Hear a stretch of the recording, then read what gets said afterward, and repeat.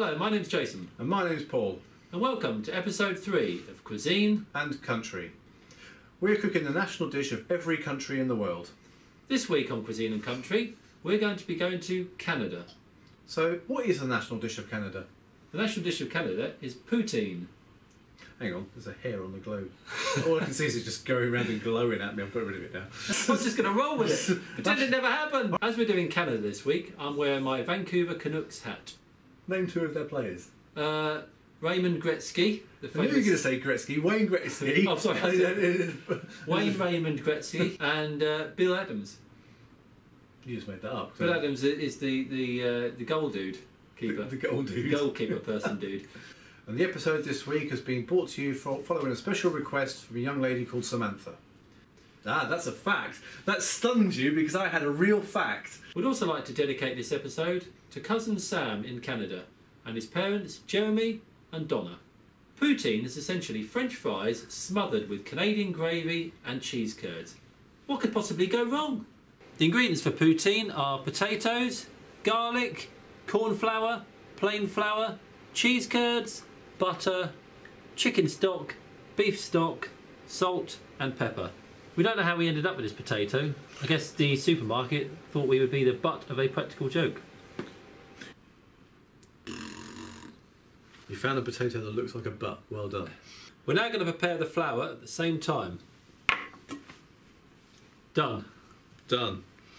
Sorted! These are the cheese curds that we've actually purchased. If you have any suggestion on how to make them quickly and easily, that even 2 simpletons can do it, please let us know.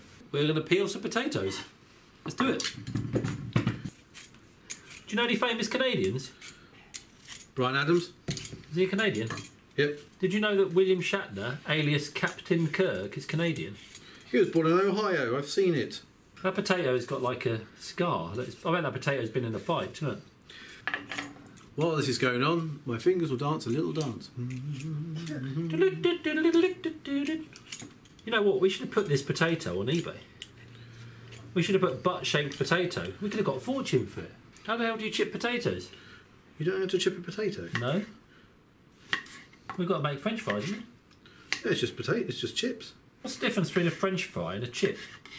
French fries come from France. No, they don't. I've never made chips in my life. Or French fries. Really? Nope. What's wrong with you? I'm not a cook.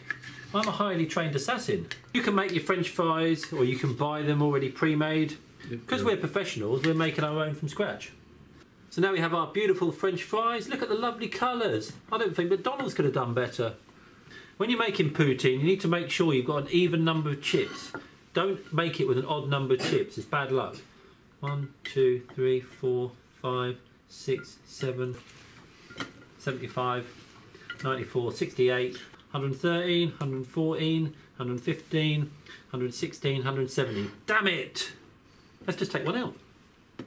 We need 2 cloves of garlic. What's a clove? That's obviously a garlic, but is that a garlic clove? I don't know. Is that a garlic clove or is that a part of a clove? Well, is that a clove? I thought that was a clove, isn't it? I don't know. What are these? Do we want all this in there? Well, we want 2 cloves. Do you like garlic? Not massively keen. I've just Googled it, and by that I mean asked the wife, and she says that's a clove. If you could forget this happened, for this dish you're just going to need 2 cloves of garlic, which for people in the cooking industry like us that know, professionals, that is 2 cloves of garlic. Garlic. The best way to select your cloves is try and peel this white skin off. If this little white skin is really difficult to get off, that's how you know you've got a really fresh, ripe clove. You're just making this up. So you take this outer skin off to get down to the clove itself. Sure. We've changed our mind and decided to use 3 cloves of garlic. I've never used one of these before, so Paul's going to guide me. Ta-da! I'm not a massive fan of garlic, if I'm honest.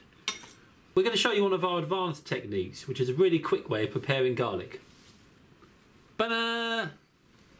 So here we have our final ingredients. The main thing we had to prepare were the French fries and the garlic. Salt. Pepper. Good work. Proper job. The Canadian flag was introduced in 1965 to replace the Union Jack. It has a maple leaf on it because that's their national tree. At Cuisine and Country, we would like to make the first of what will probably be many apologies on our journey. It has been drawn to our attention that eating lima beans is rather dangerous. Yes, apparently they contain cyanide, and eating them raw can in fact be lethal. We are highly trained professionals at what we do. We are taking the risks so you don't have to. There are no side effects. Now we've shown you the ingredients, it's time to cook the poutine. Let's get in the kitchen. Quick, to the back kitchen. Here we are in the kitchen. I'm not sure how to make French fries, but Paul's got an idea, so let's go. Ow! Hot! You dropped one, look. Ah! Get your French fries in some hot water and give them a good simmer. Where are we going to put them into? What are we pouring? Whee! So we've boiled our French fries for about 10 minutes or so. Mmm, chippy goodness. Ow! They might be hot because they've just come out of boiling water. Handy hint, don't touch your chips at this stage. Is there one left in there? Remember, you want an even number, so never ever leave a chip behind. We leave no man behind, or chip. We're using sunflower oil to cook our chips up with. Can you use motor oil? No. My mind is gone. Now we wait. And wait. The waiting game. Be careful with boiling fat. Do not drink it, do not wash your hands in it, and definitely do not stick your fingers in it. This is dangerous stuff.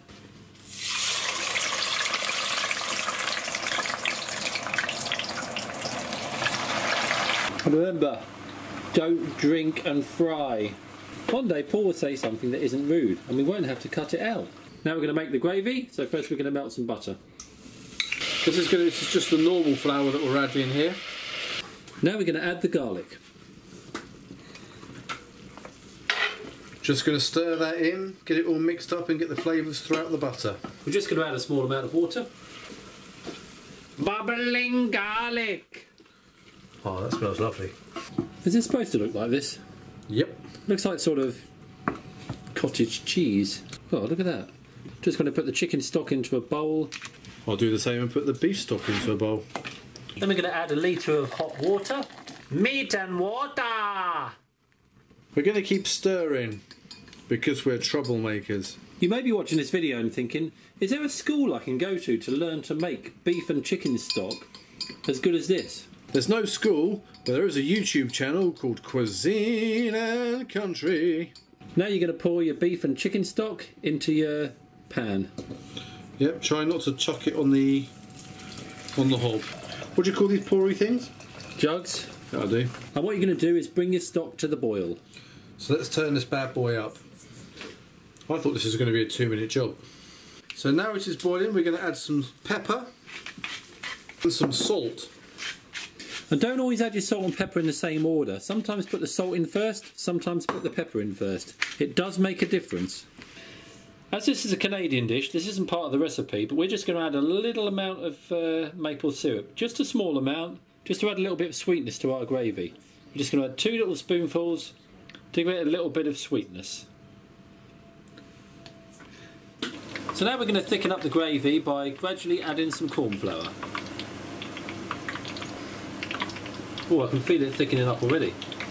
Don't go too mad. For poutine, you don't want your gravy too runny, so you've got to simmer it to thicken it up. So once your gravy's thick enough, it's ready to go. What you want to do here is dry your French fries off in some kitchen roll. Those chips look fantastic. Right, we're back from the country, ready to eat our... Back from the country? What country? We're back from the country! I'm down on the farm. I am starving. For Cuisine and Country! Oh, I have never been so desperate to eat something in my life. I actually can't speak. I am lost for words.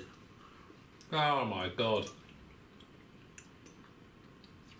This is better than the Stamp Pot. Oh man. The cheese.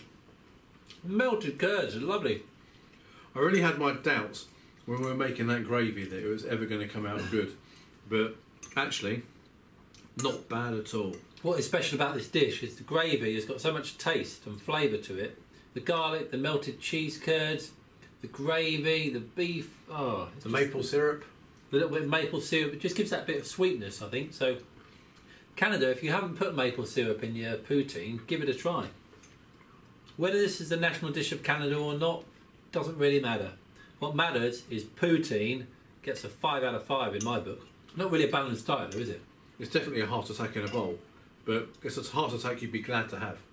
The biggest compliment you can have for a meal is, did you clear your bowl? Cleared my bowl. Cleared my bowl.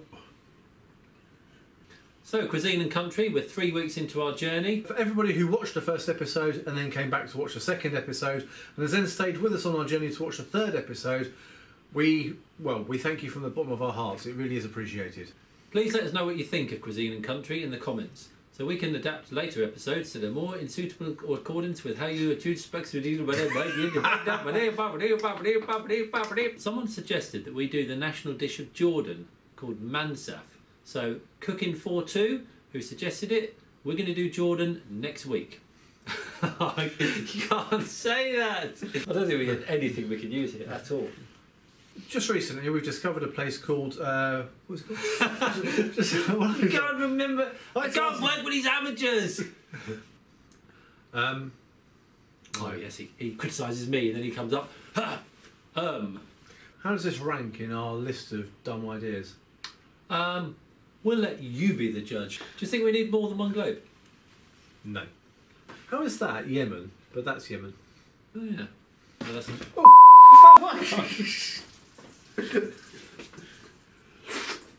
Last week there was a false allegation made that Paul is the brains behind this operation. Well, I'm here to set the record straight. I'm the brains behind this operation. He's the idiot that told us to eat raw lima beans. If he's not careful, this will be his replacement. The globe can do just as good a job.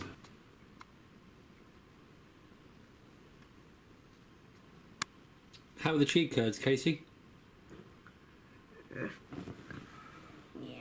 Tell us what you think of the poutine. It's very poutine-y. It tastes like beefy, garlicky, cheesy, chippy thing with gravy. Next time you cook this, please, please, please, please, please start cooking it like 4 hours earlier.